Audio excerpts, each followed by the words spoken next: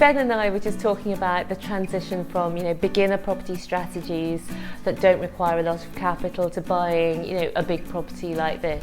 And it is something that I like to talk about because I think before I got into property a few years ago, I thought that property and business and owning buildings like this and owning shops was not for people like me, and that it wasn't really open to me.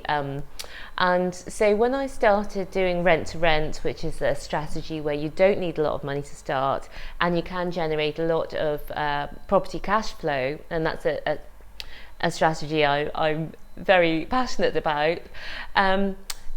I started with my sister running HMO Heaven, which does that strategy. Basically, we look after HMOs, house share properties for landlords, and we offer them guaranteed rent.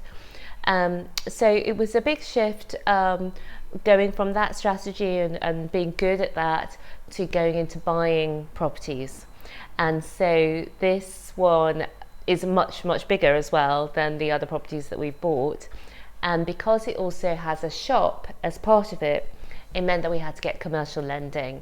And that was interesting. You probably, if you've been anywhere around the property world, you've probably heard that it's tougher getting lending now, ever since 2008 crash. We're now 2019, but it's the rigor that lenders put around lending is massively upped, and the changes that the government introduced also have caused them to be a lot more cautious.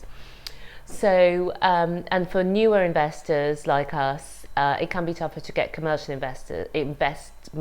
commercial lending from traditional banks.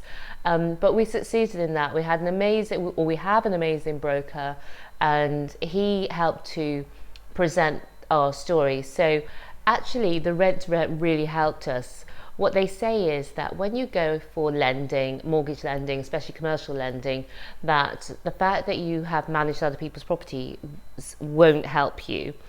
But because they look at the whole picture, they actually saw that we had some very similar kind of properties that we're managing on behalf of other people, and the way that we have our business set up and our branding and our accounts that they looked at